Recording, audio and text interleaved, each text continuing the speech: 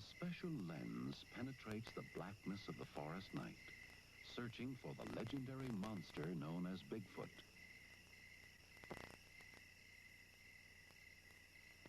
The 8-foot-tall creature is said to roam these hills. Exactly where is not known. How do you catch a legend? Robert Morgan has come to the mountains to find out.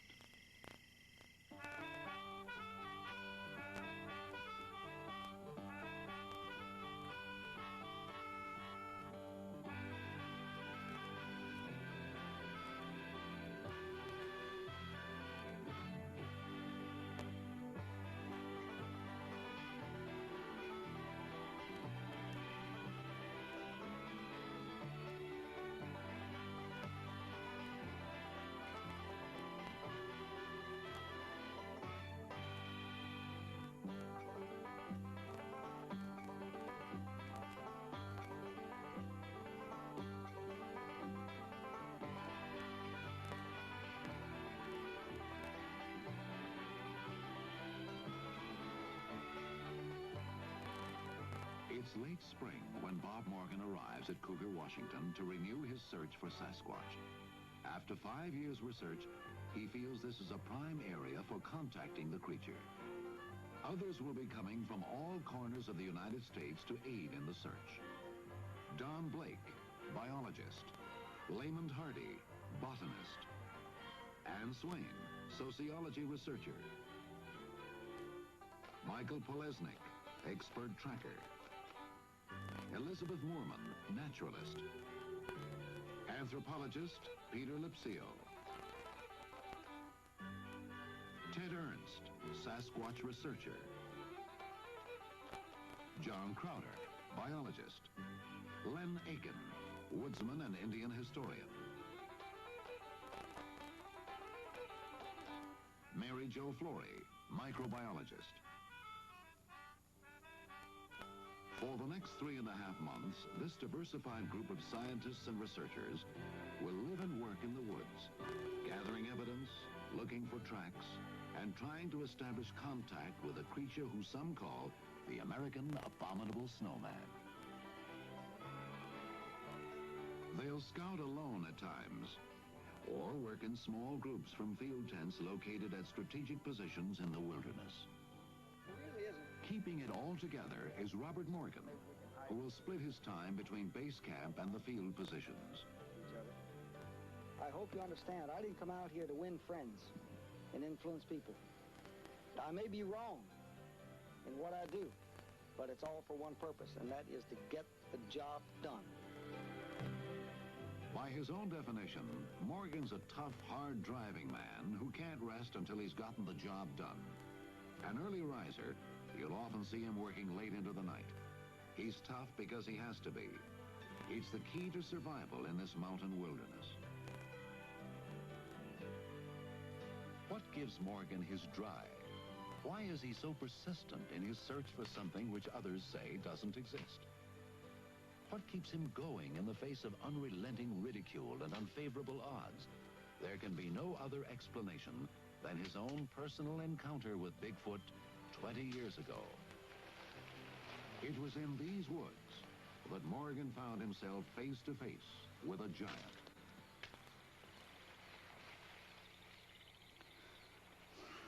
Well, it all began for me in March of 1957 when I was hunting in Mason County, Washington. I saw a creature there, came face to face with it. The most man-like looking gorilla I'd ever seen. This is how I described it, because I didn't know. I'd never heard of Bigfoot, never heard of Sasquatch, or the Omaha, or the Yeti. I had never heard of any of that. And all of a sudden, I came face to face with this creature, about 40 yards away, I guess he was. And he had the most knowing look on his face. His eyes. I remember the eyes, I think, more than anything else. And then I discovered, much to my surprise and shock and dismay. When I tried to report it, it was treated as though it was a hoax, as if it were a joke. This creature does exist. It's here. It's all around us. We can learn from it. And yet modern science has turned its back on it. They don't want to know about it. Now, that makes me madder than hell. We are told that giants live only in storybooks and dreams. If this is the case, then a lot of people have had the same dream about Sasquatch.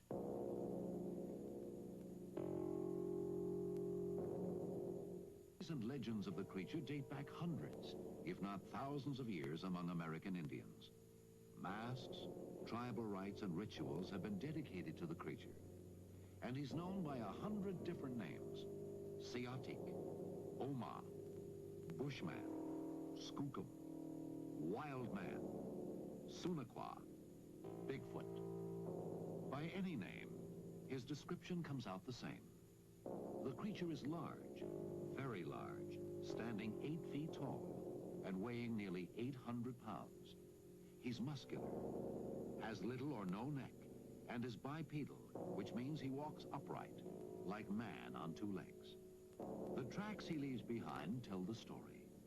Like the creature, they are big, some over 18 inches long and 8 inches wide.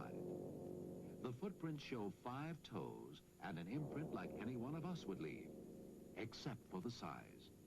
They are nothing like a bear's track. Sasquatch is apparently flat-footed and walks with a 4-foot stride, with his knees slightly bent.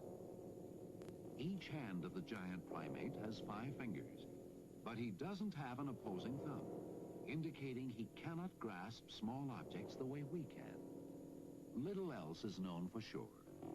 Bigfoot is thought to be semi-nomadic, following a trail of food which is quite variable. Berries, grass, seed, fruits, even small rodents, fish and insects. Other questions remain. Is he dangerous? Would he attack a human? While he is generally believed to be non-aggressive, these thoughts have certainly occurred to more than one expedition member, including Morgan. Do I have any fear? Of course I have fear. But what the hell is worth doing in this world if it doesn't have a price to pay? In my own instance, I have been in the close proximity of Bigfoot, and I have not been attacked. I am alive. I feel that he had every opportunity in the world to kill me on many occasions, and they have not chosen to do so. I have respect for this creature, but I don't fear him per se.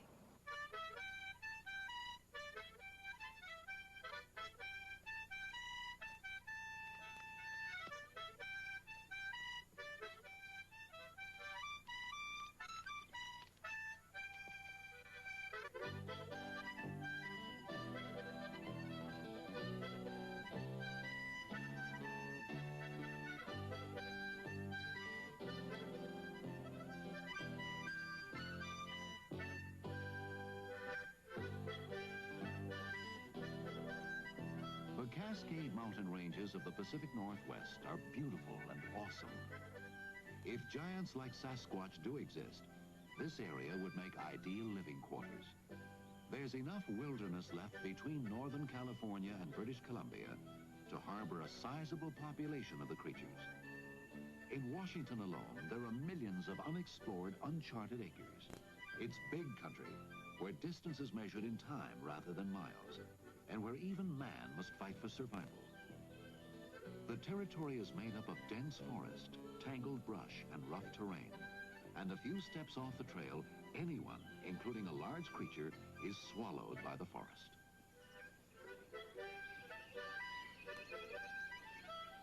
The trees and underbrush provide such good shelter that you rarely see any animals, but the animals are here. You can feel their presence. You can follow their tracks if you're skilled. And there, among the tracks of elk, wolves, and wildcat, are the gigantic human-like footprints of Sasquatch, and they cannot be denied. Tracks that give monster stories credibility. The forests of the Pacific Northwest have been claimed by the loggers. But where the logging roads have not reached, where the bulldozers have not swathed a path, the country remains as it was thousands of years ago, an untamed frontier.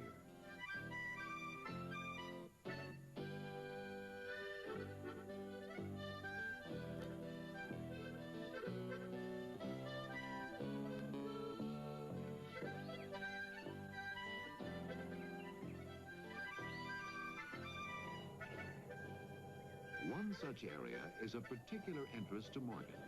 He wants it scouted for future exploration.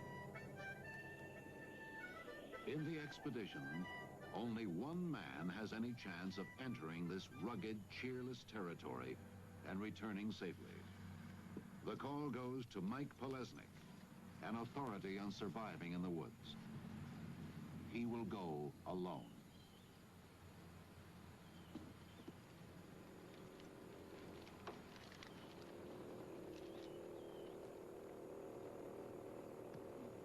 Okay, Mike, here's what the situation is. As you know, this area, as far as I know, according to the people that live around here, has never been crossed.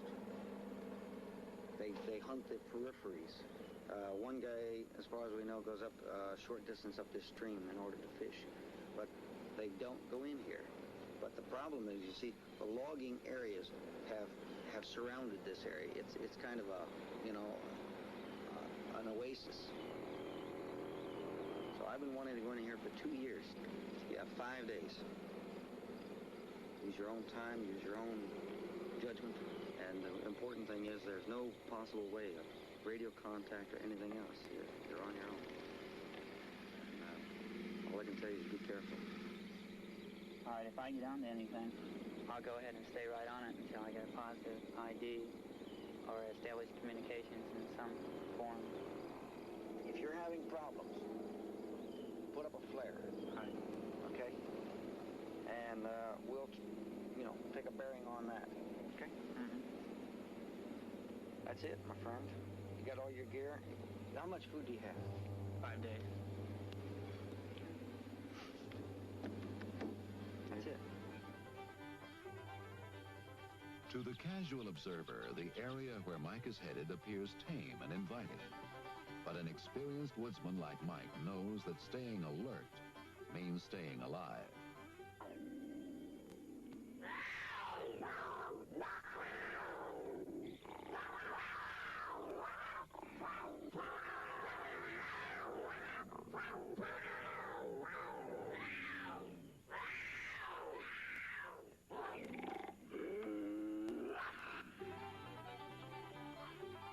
There's so much to be done in such little time.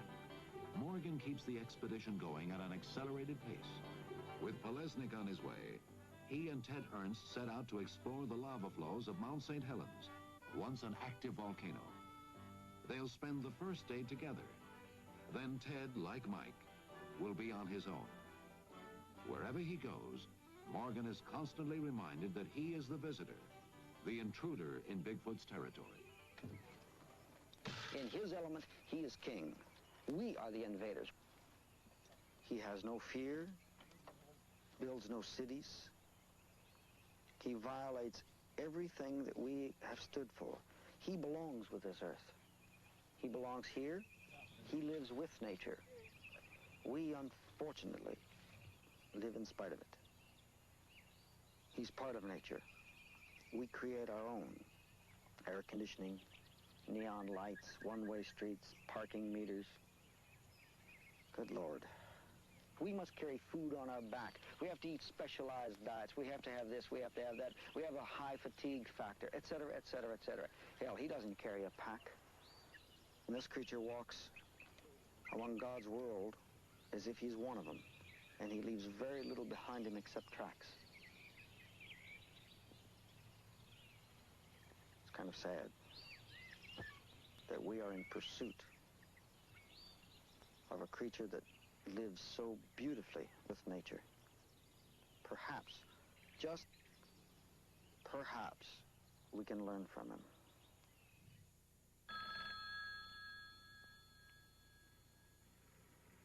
Morgan receives a phone call from a logger named Skip Wood. Good Lord, a 6 foot. That was a 6 foot stride, huh? While clear-cutting acreage in Washougal County, Wood and several others were visited by a large, hairy animal. You haven't lost any loggers. The creature, matching Bigfoot's description, No watched the lumbermen from a rock clearing above their camp. And they watched it for 4 hours. This is very intriguing because this is the second report now we've had within 2 months of cataloging and having the creatures come near, loggers during the day, which is extremely unusual. And I'll be en route within the hour. Thank you so very much. We'll get underway, and I appreciate very much your call. Have a nice day. Bye. Hot report. Day before yesterday. Reports similar to Skip Wood's have been on the increase in recent years as civilization creeps deeper into the forest. They're not just limited to the Pacific Northwest.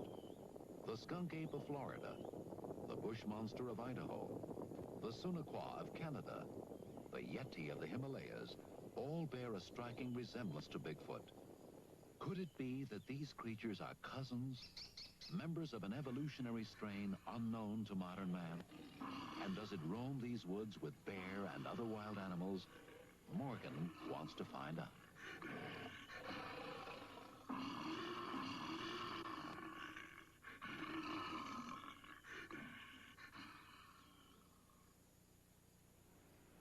It's half a day's drive from Cougar to Washougal County over rough terrain and washed-out roads.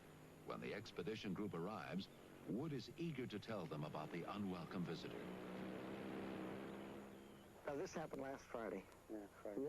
What happened? Again. Well, just happened to see one climbing up the hillside there. And it was going all the way up that bluff? Yeah, it started out there in that little hole I showed you there, and went hand over hand or hand over foot, however you describe him climbing. Straight up to the top and stood up there and watched it. And your whole crew was down here, wasn't it? Mm-hmm. There was... there was Chuck Owens. Skip told me, our boss told me that, or said that there was something climbing up on the mountain up there, and so I turned around and looked. And Leo Casey and Bob Irwin. I just saw a steady thing standing there. It looked like maybe a tree waving in the wind a little bit. all I could see was a big black glob. Dark, that's all I could tell you. Do you see the outline distinct so that it was definitely walking on 2 hind legs? Oh, yeah. Yeah, you could see it. It was standing out there. I mean, it was too big for a bear, and bears don't walk on hind legs unless they're fighting anyway. That would be my logical explanation for it, was that it was a bear. Well, the way it went up the mountain, the way everybody describes Bigfoot, that's the only thing I could think it was, because a bear just don't do things like that. And you've had a feeling around this camp since you moved in here? Yeah. You can feel them watching you. Only thing, when I first started to work here, I'd look at that mountain and I knew I didn't want to be around it, because it was just that I knew something was there, or something was watching me all the time. I look up there all the time now because I expect to see it again someday. You just might.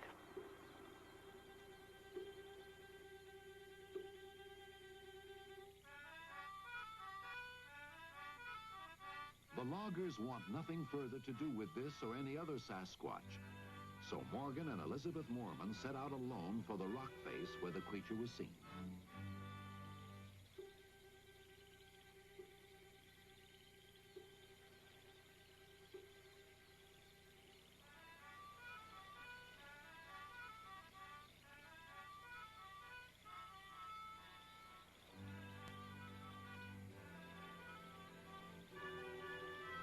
A heavy rainfall the night before has left the ground wet and slippery, making the treacherous climb even more hazardous.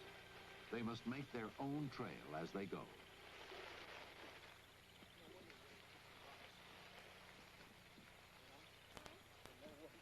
What looked so near from below will take them 6 hours to reach, and they must hurry to return by dark.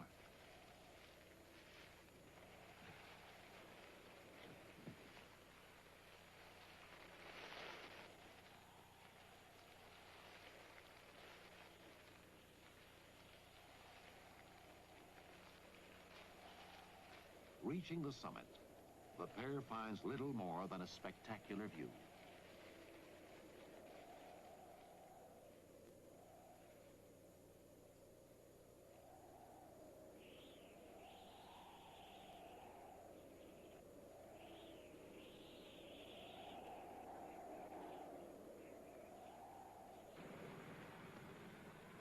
Morgan has chased too many reports, followed too many leads to be discouraged. His work done here, he heads back to base camp. It's still early in the expedition. We both believe that we... Before our film crew arrived, expedition member Ann Swain had what might have been the first Sasquatch sighting of the expedition. She recounts the incident. I turned to my right and I looked down at the end of the creek, and as I lifted my binoculars, I saw this huge black form. And I just froze, and I looked, and maybe 3 seconds passed. And I put my binoculars down. I was really excited. I didn't know what it was. I saw it. It was large, and it was behind these bushes. And I put them down, and I called to Bob, and as I put them back up to look again, it was gone.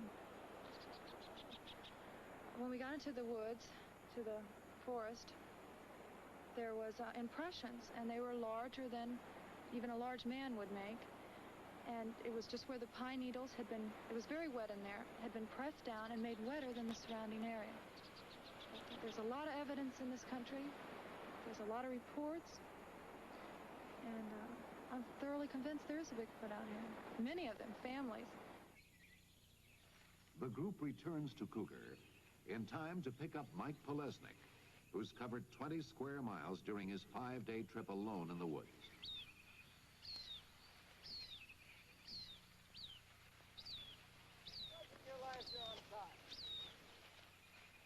I got something for you. On his way out, Mike found large, barefoot, human-like tracks. It's exciting news. Coming out of the woods next to the berries, and there's still berries on the ground. Not that long, barefoot. He's flat-footed. I thought they were human. But I went back on my way down. I don't think they are. Okay, how far off the road are they? It's pretty close to the mountain. Quite a ways up. No, it's not a long ways up. It's right there where the trail begins. Can we get Pete Lipsio in there? Yeah, I need to see him. And how about up on the mountain? Oh, man. 3 hours going up. A cat come in the first night. The second night he come in closer. The third night I left. I think he knew I was scared. Okay. Told you I'd find something if there's something there. All right, by the way, I think... Large human-like footprints on the trail in an area where Morgan suspects Bigfoot could be. 2 caves. This might be the breakthrough the expedition has needed. Certainly, it could mean one or more of the creatures is in the area or has been recently. Can't get to him now. The risk of sending Mike into such a dangerous place has apparently paid off. Yeah, that's a good place for you. You eating well? Yeah, berries, strawberries. Tear you apart in there. And there's snakes. Good Lord, everywhere. Rattles? Yeah, when I left the camp, I wasn't 50 feet when I left that morning. And almost got me. Right off the road, where I left? Right on the trail. Right on the trail from camp. So the snakes are everywhere. The loggers have worked. It's dangerous because the trees, there's sharp edges sticking up like this. If you stumble and fall, it's all over. One guy could go in there and never come out. With fresh tracks to be examined, the group wastes little time back at base camp. Just long enough for Mike to get a beer and doctor his feet, which blistered during his journey. Earliest reports of tracks found in these forests date back to 1811. A trapper stumbled across footprints 14 inches long and 8 inches wide. Over the last 5 years, Morgan has found numerous tracks in these parts. The ones Mike found are the latest in a long string of evidence Sasquatch has left behind. These particular tracks leave little doubt that something large with man-like feet has passed through here. It had to have went into the woods, and after that, you just couldn't pick up anything with the foliage on the ground. Pete, Make your measurements. Photograph, measure. We'll photograph it up, and take measure. tests. And I'll let Michael pour some tests. Mike, will you give me a hand here for 1 second, please? Just hold on to that, okay? Very interesting. All right. Something's moved through here. These ferns are down. Okay, hold it. Good. I never cease to be amazed that when I see a Bigfoot footprint and look at it, that I really don't realize the massiveness of it until I put a ruler down. And then I say, good Lord, you know, that's 16, 17, or 18 inches. You don't realize it until you put that ruler down.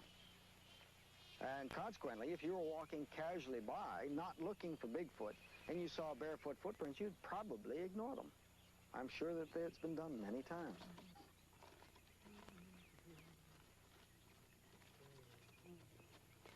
As a plaster record of 2 of the tracks is made, the mood of the group changes. It goes from elation over finding the prints to anxiety. Expedition members become tense, on edge. There is the sense of danger. Others who have been in the vicinity of Sasquatch have reported similar eerie feelings. The hope is that whatever made these footprints is still in the area and might return. I'll become part of the cast. If you take a walk back through this area, you're going to find a couple of things rather interesting. Number 1, all the berries are gone. Number 2, there is fresh and old breaks in these ferns leading all the way back up into this area. I didn't find the end of it. I just found them.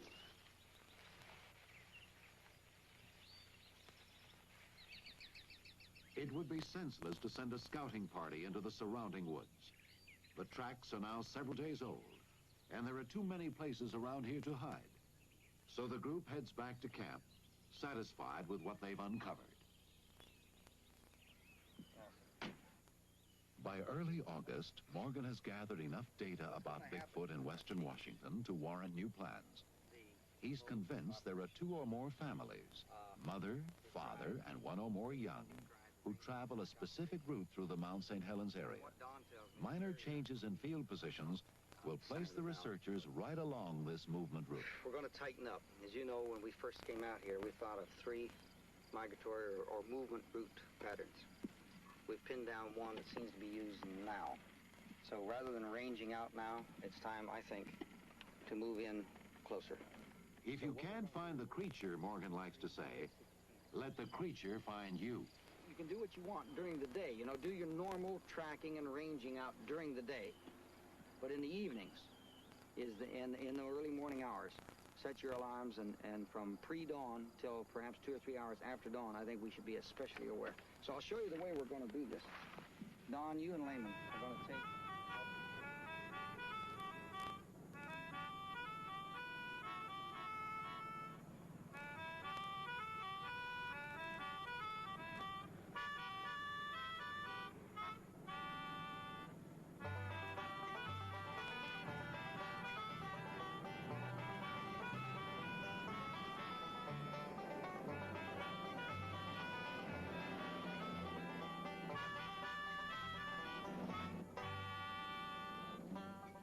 What we have done here, we've established 4 camps along a line which I feel is a movement route. When the creature goes from one wilderness area into another wilderness area, these areas are accessible.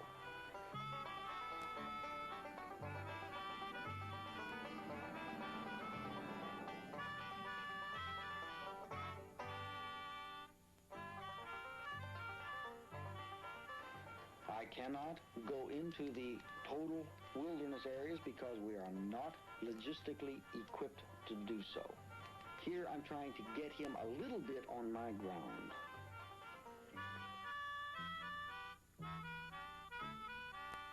Hopefully, they will either observe him in movement or the creatures will come to their camp.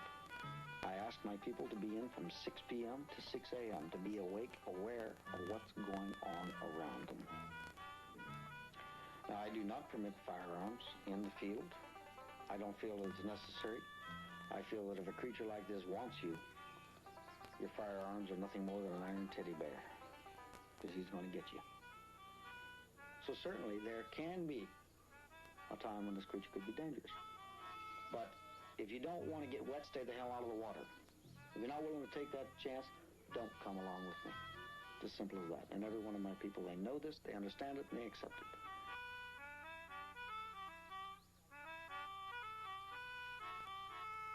Now, out of the camp, the people will rove during the day. And they go within certain areas that I've assigned, and they rove around, and the biologists and botanists are doing their job, which is an updating, constant updating. I'm getting a constant update of what food is available, what succulents are available, what animals are moving where. The biologist, the tracker, is telling me what animals are feeding on. I'm constantly aware of what is happening out there. What is the weather like? What animals have been eating by their defecations, the browsing, whether or not the animals are in abundance, are they sitting still, are they moving, where do they water? I'm constantly aware of everything that's going on out here.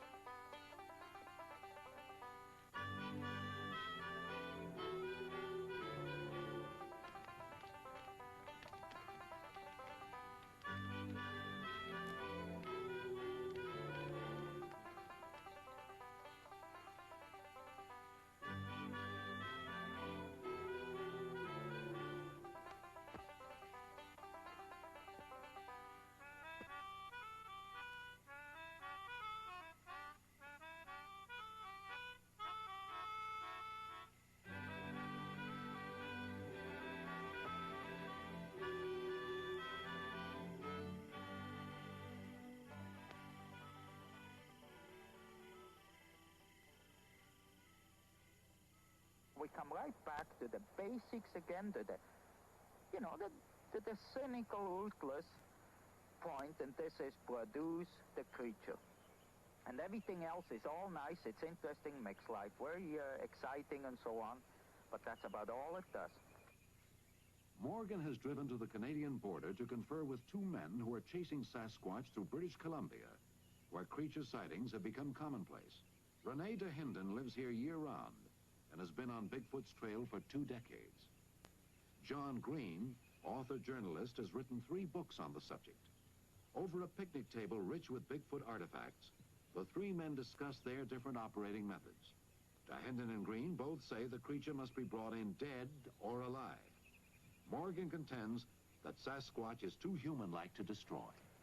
I don't think there's any argument that the fastest way to bring this to legislation for the betterment of the species, the fastest way would be killing one. The only way. Possibly. However, the killing of one, how does the... I just feel that I really feel that the youth of this world and the people that are young at heart have had enough of the killing. I really feel they have had sufficient of the slaughtered species for the so-called enlightenment of man. But I think that it is time for a new precedent to be set, for legislation to be passed on an accepted species without total so-called scientific knowledge. All right, why pick this species?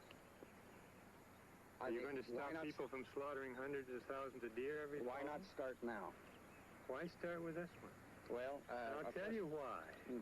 It's because it looks more like man than any other, and as far as I'm concerned, that is a concern for humankind, not for any animal kind. You remind me of the little old lady who got all hepped up when I told her I would kill a Sasquatch, and then she went in and had a steak dinner. First thing first, and the first thing is to find proof, 100%, so there's unquestionable evidence available which proves the existence of this creature. And the rest of them is all, well, it's nice. You can dream about it and so on, but you have to be cynical, you have to be ruthless, and it's no game. It's no game. It's one of the biggest scientific discoveries the world has ever seen. In an anthropological and probably zoological and biological sense, and my revamp or turn over the whole theory of evolution and everything else. But I That would, would flip our lid, to put it bluntly. but I would rather. So therefore, you know, never mind the philosophical discussions. I say go grab him, any which way. I would rather lose than win that way. Well, you know, if you're in this business 20 years, you haven't got time anymore for no. I'm in this to collect the Sasquatch, dead or alive, to prove its existence, and, you know, that's all there is to it. While Morgan is away, a local resident discovers large impressions practically in the expedition's backyard. Mike Polesnik and Layman Hardy visit the area to see if the tracks will yield other clues. Like a team of detectives, they scour the area, and their efforts pay off. Apparently something large was walking along this frigid mountain runoff, perhaps to cool off from the heat. And while walking, slipped on a moss-covered rock, leaving several hairs and a large impression in the stream bed. The hair is sent to Mary Jo Flory at her laboratory in Portland for analysis. It will take several weeks for her to determine who or what left it behind. A giant hourglass, the melting snows of Mount St. Helens are a constant reminder that summer is slipping away.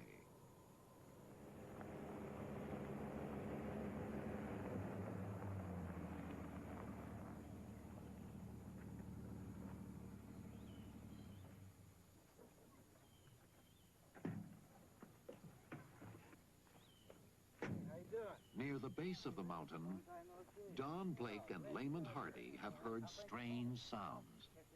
Loud, piercing screams, which they cannot place. Morgan has sent Len Aiken to investigate. They didn't sound like birds, and I couldn't imagine it being a cougar, because it didn't make a noise like the cougars we hear it back home. And of course, I don't know all the noises that elks and deer make. It's I know that it's too early in the year for elk. Elk will start, you know, in rutting season starts about mid-September, October. So it's early for that. What did it resemble? Anything or? It was not a human type scream. It's the type that I've heard chimps make. It's sort of a chimp type scream. And, completely. I'll go along with that. It did sound like the kind of noise that you hear a chimpanzee make when, say, you're taking something away from him, you know, not an alarm, just more of a... Frustration type. Yep. But it was quite a little distance off. It was probably as much as a quarter of a mile in September. While scouting nearby terrain, Aiken and Blake discover a lava tube cave, one which no human has ever entered.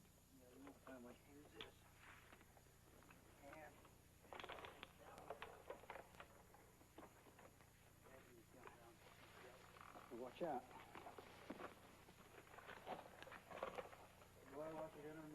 Yeah.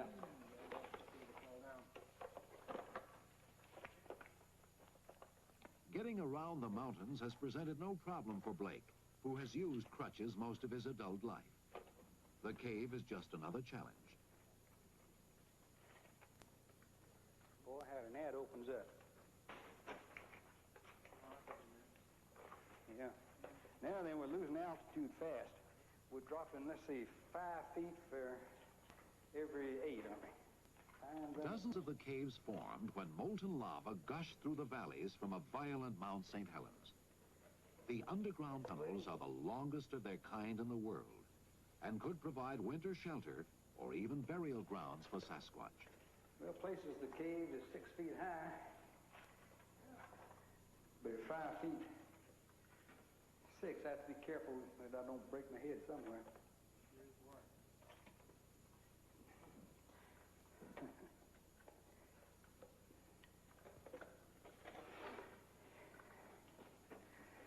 You can't even see the end of the galley. No, that goes right on down. It would take several years to explore all the lava tubes, if you could find them all. This cave offers little besides relief from the heat. Well, that's quite a cave there, Layman. You were gone 2.5 hours. coming out. Feel like he just blasted right square in the face as soon as you get the lip of that hole. While you were gone, I was reading something roll rocks down from the top of the hill right up here. There was about 5 different intervals of it, probably 15 or 20 minutes apart. And then there was one time I heard rotten wood move, crash or something. So I don't know whether it was an elk or a bear or some other animal. Whatever it was, probably no doubt came up another side, because this side over here is a little on the steep side. At the heat of this sun, though, most anything up there would be under those trees. Yeah. Probably was navigating under the trees. They got more brains than we've got. Could it have been Bigfoot? He's been known to throw rocks at people before. Or could the giant creature turn out to be a giant hoax? Unlikely, in the face of countless reports by people who say they've seen him. People who have nothing to gain by fabricating a story. People like Hattie Carter, who as a young girl was befriended by a young Sasquatch. It was a couple of years ago, I guess when we first met, and you told me rather, I found intriguing story about what happened to you when you were a child, and I wonder if you'd recount that for me on your first encounter. Well, there was 2 of them. A big one that was fairly heavy with child, young, whatever, and a young one. Stood there and looked at me for a while, and then they come down to the creek, got a drink, and then they left. Anyway, they come back about every week, and got so I'd take them down some venison sausage Daddy made, and they'd eat it, and they'd throw sticks and rocks and stuff, play catch with it. With who? With you? The young one, yeah. He wouldn't throw at you, would he? No, just to me. Very gentle. Underhand type motion. Very, very gentle. Did you ever throw it back to him? Uh-huh. And then what would he do? Pick it up and throw it back to me again. And how long would this go on? A couple hours, like playing catch with it. The female, it had its baby not too terribly far from me. It's like, about 25, 30 yards, I imagine.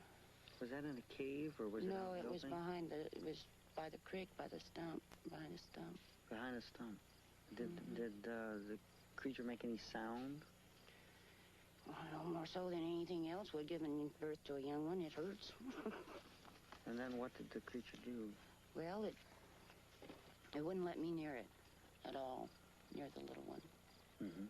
And she cleaned it off and picked it up with this way, held it next to her, real close to her. Do you think that these creatures are animals? No, they are not. They're human. I took and looked at these tracks down here good, and they was about 6 inches wide and about 18 inches and a half long. Sounds crazy, don't it? But it's true. What do you think, Annie? What do you think it was? I don't have no idea what it was. But you know something was there? Yeah, I had never heard of Bigfoot at the time. I'm scared to death. Yeah, we got one hell of an introduction here one night. Let me tell you, we did. The creature is real, very real to folks like Don Autry and his wife Annie, who live down the road from Expedition Headquarters. Bed was right through that door right over there again. And I was laying there and I heard something groan. I raised up on there, boy, and I listened to that just for a minute. And I was going out, what in the hell's going on here? And I hollered, Aunt. From the time I hollered, Aunt, she was standing there in the door. She said, are you a groaning? I said, no, hell, I ain't a groaning. And she said, well, there's something is. And I got up.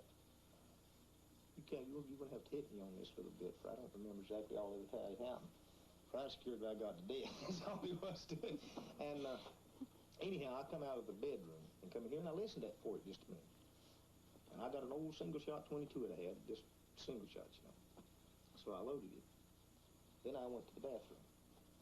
And While I was in there in the bathroom, remember what that was, come from out of the woods back from about southwest, coming this way here. And, damn, it sounded like he weighed 500-600 pounds, even more, just really putting his feet down heavy, you know. And, was it moaning at that time? yeah, moaning all the time. Never quit moaning. And anyhow, he'd come on up to the bathroom wall there, and I stood up in the bathroom floor, and that bathroom at that time was 4 foot off the ground. And that sound, he was this close to the house, and that sound was coming right straight through the wall, right into this, just like a kiss, you know. And then he thrashed all around out here, and I come back in here, and we sat around. What else could you do but sit there and listen to the thing? And I did. I started to go outside. And I got right along in here. There was another deal out here that I've tore off since then. And she grabbed me by the arm. She said, "You don't know what you're going out on." And there ain't no damn way you got me outside then. Did you have any feeling of fear? Did I have any feeling of fear? How tight did I squeeze you, huh? It wasn't me, it was the gun that was squeezing. Yeah, I was scared. You betcha. Definitely. I was scared. I logged this country. I've been logging it for 11 years, and I'd never seen nothing. I'd never seen a footprint until I just walked right upon it right here at the house. And it wasn't a prank. It wasn't a prank. That wasn't a prank. For a man, it had to have been over 8 foot tall to make tracks in that snow like this down here. And I don't know nobody that big. And I was born and raised in the woods. I've killed bear, helped kill elk, deer, everything. And I've never heard nothing like this. Precious years of them rolling. Oh, what joy they bring to me. How I long once more to be with my friends at the old country church. And the reports continue, each similar to the one before, except for place and time. Too many reports from too many people for a hoax to be considered. And to say the bird is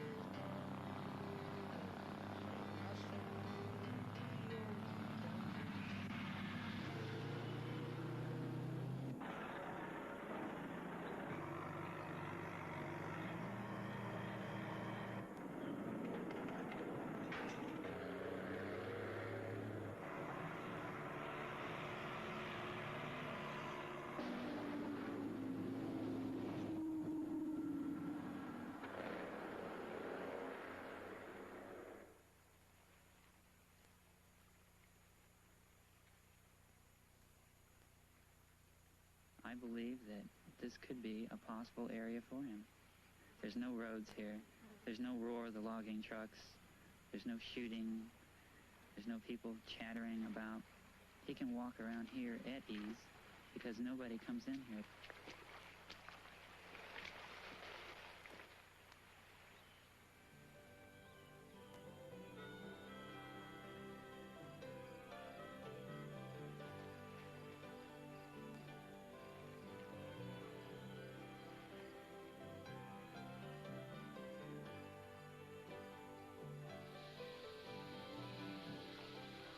Despite warnings not to go, Morgan and Polesnik returned to the untamed area the tracker explored earlier in the summer.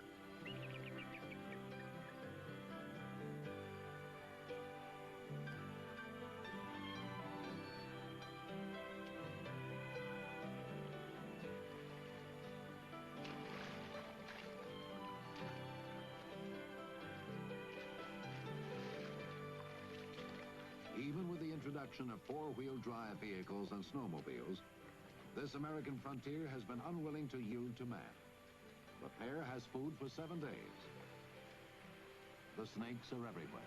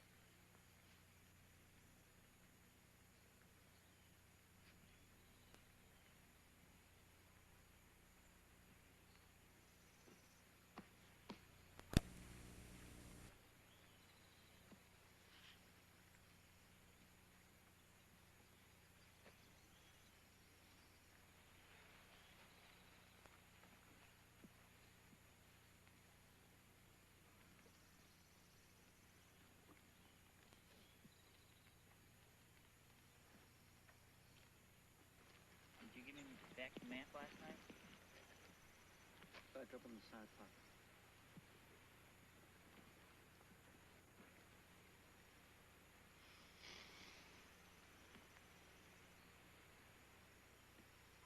Water stuff.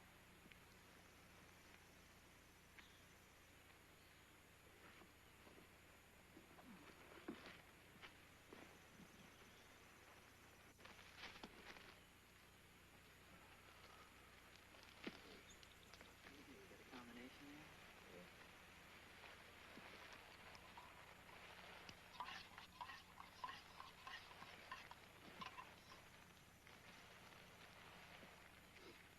Need a compass? No. No, this thing travels northeast. The idea, though, is to follow this up. I just hope we don't have to go over that. You see how sheer it is on the far side? Nice. Yeah. Straight up. If we can get it. Follow this along. I don't want to go high if it's not necessary yet. Ever since 1970, I've been following areas, finding tracks, species, and all this jazz coming down through this area. And it's just recently come into what I think is a movement pattern. And what our objective is to go entirely through on the North Fork of this creek up to Mount Mitchell. And it's my understanding that not too many people have ever done this. And as you know, the dire warnings that we have received that people go in and they don't come out. You know, but in any case, this is the flow line coming down through here, and it's a natural walkway. It's very hidden. So far, it's been pretty rough. I don't know what it's going to be like when we get deep down into the ravine. Well, I don't know. I just, you know, when you stand up on the cliff side and look over this valley, it's one thing. When you get down here, it's something else. I sure agree. We'll find out.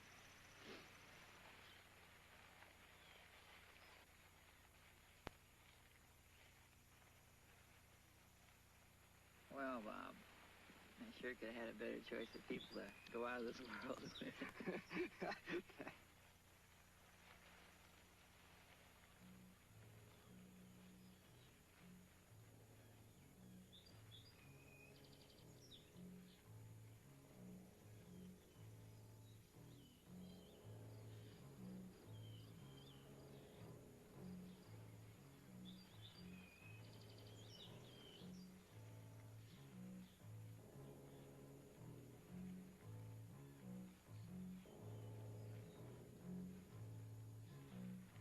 So far, the only passable way through this wilderness is along the riverbed.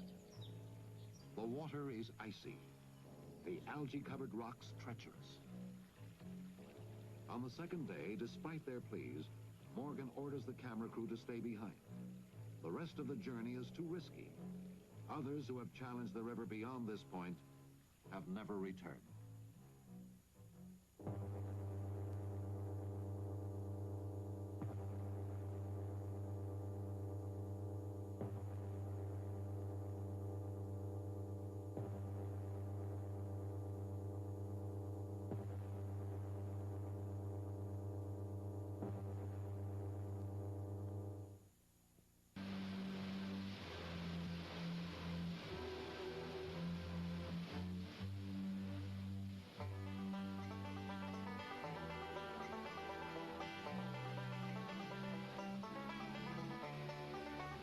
Intense heat has driven Elizabeth Moorman to seek refuge under nature's own shower.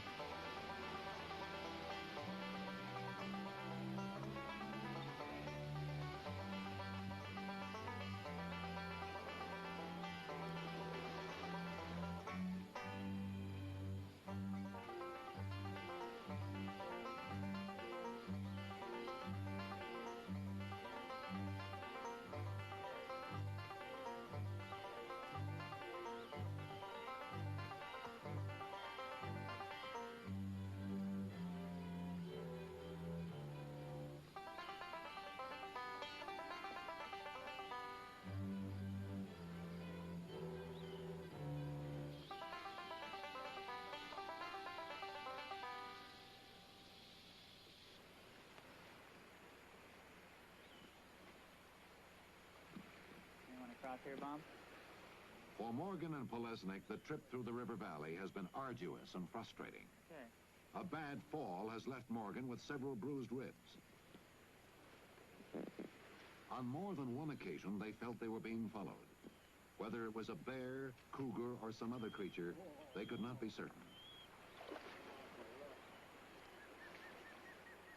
The journey has affected them both physically and emotionally. The experience, they say, has been like a tribal initiation into manhood. They have been baptized by the forest, but still no Sasquatch. And I've been warned time and again not to go into this area because a lot of people have gone in and haven't come out. Well, like anything else, you go in and find out why. Find out for yourself, then you know. It's not a matter of someone telling you. And we discovered that coming up along that river, for instance, it was like stepping back in a time machine. I think I've seen what this country must have looked like perhaps thousands upon thousands of years ago. Coming up over the top of that ridge, we found an area where berries are so abundant that we literally ate our way over the mountain. But when we crested that ridge and started down in this area, for the past few miles, the area took on another character. It took on a forbidding, foreboding aura.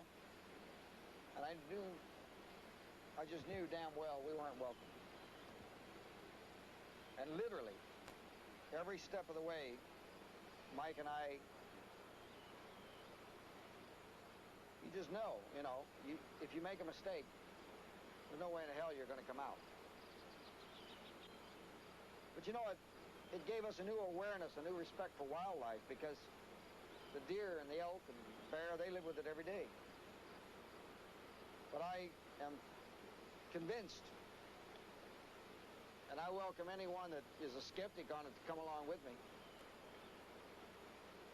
I'm convinced that this area, there's no problem whatsoever for a creature like Bigfoot to live in almost a Garden of Eden without any worries about man. There's very few men ever enter this area.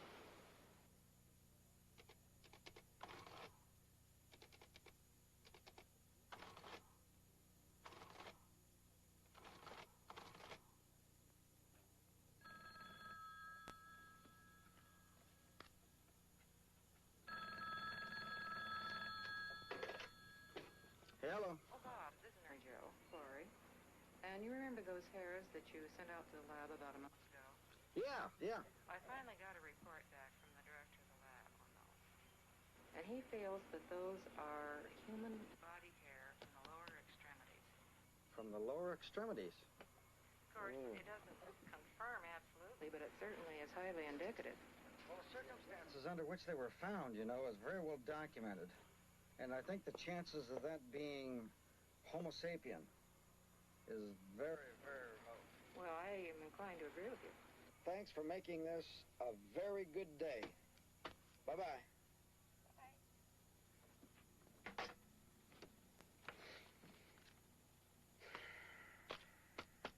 I'll be dang.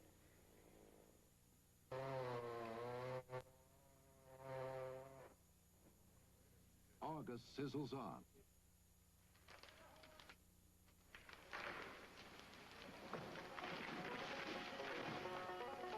Logging is temporarily halted on orders from the Forestry Service. The extreme fire danger has made logging too risky.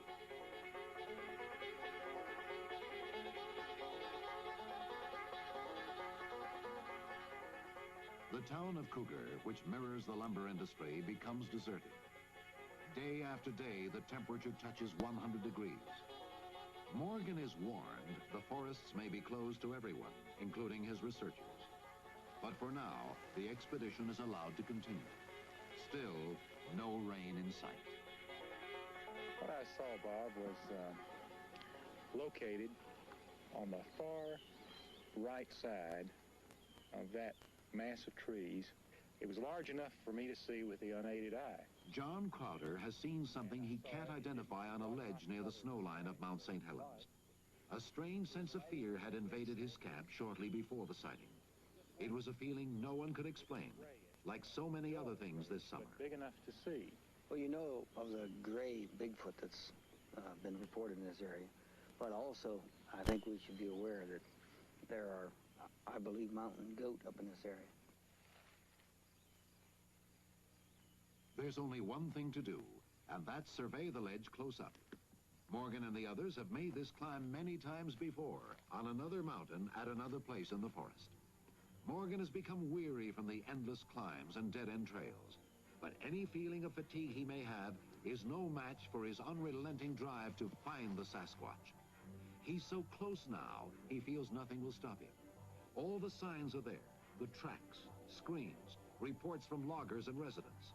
Morgan is convinced he's located a movement route for at least one family of Bigfoot. A movement route that goes straight through Ape Canyon. Named that in the 1920s, when a group of prospectors were attacked by vicious, hairy apes. Ape Canyon is just beyond where John Crowder saw something large and gray.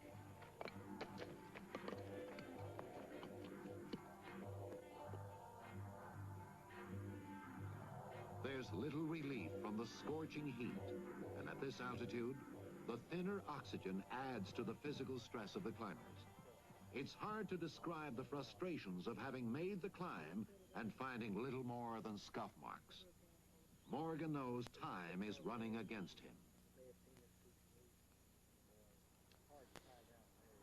I think that next to closed-mindedness, I think time is our greatest enemy. Most definitely time. The lumber industry is cutting into the forests. Man is moving in more on his snowmobiles and his trail bikes, his four-wheel drive vehicles. The Bigfoot has to retreat. So we're running a race against time. Very definitely, it's a very pressing, a very, very frightening thing. Time.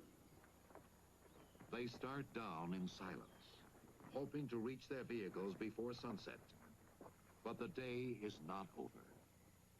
What do you think, Bob? It's old stuff. Has a lot of clean edges. Well, it's hominid, bipedal. And what does that thing measure again?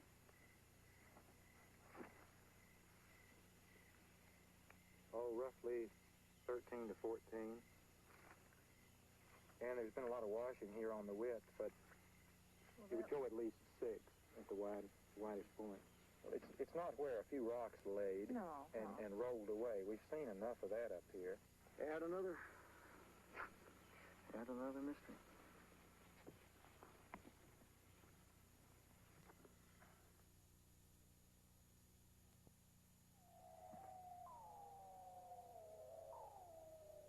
August passes the sun to September, but the forest has had enough.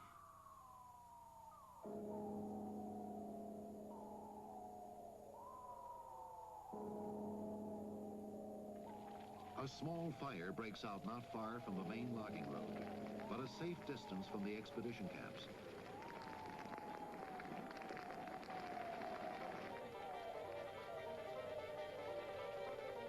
Firefighting teams are on the scene quickly, and the Forestry Service is encouraged by a general stillness of the wind.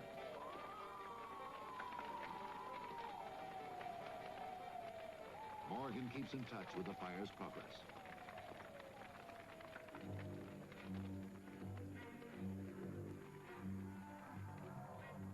The fire burns into the night.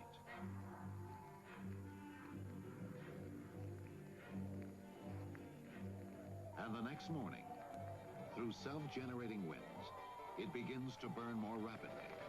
More acres are threatened. The Forestry Service calls for help, and the small band of firefighters turns into a sizable camp. Despite the efforts of 600 people fighting the inferno, the fire goes over the hill and into Ape Canyon.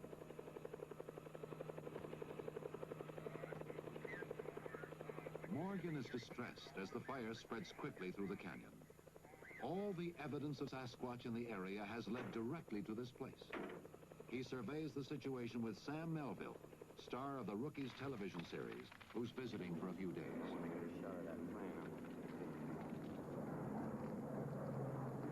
Talk about the fickle finger of fate.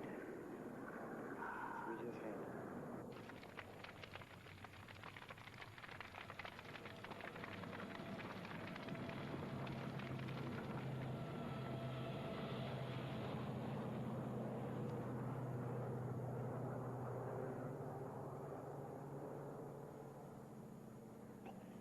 What do you think? Do you think you have to pull any of your people out of their base camps or out of their camps? Yeah, it's possible. I warned the two biologists, you know, they're right over the ridge. They're right over the top. And this will alter Elizabeth going back into the lake.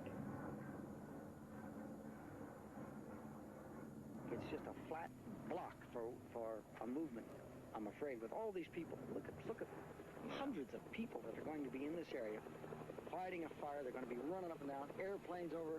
You think a shy creature's going to come within all our waiting and all our planning and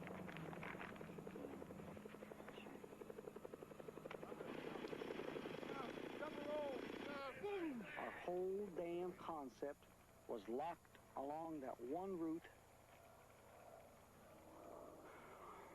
And there's not.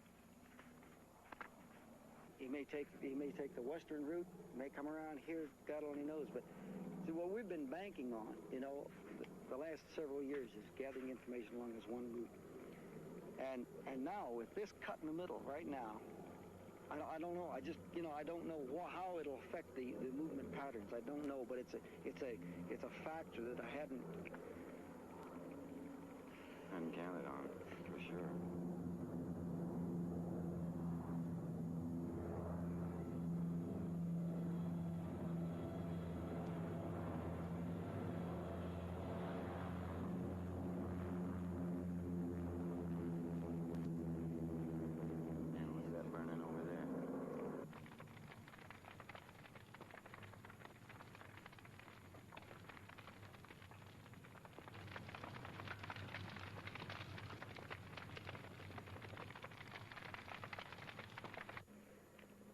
Well, next year.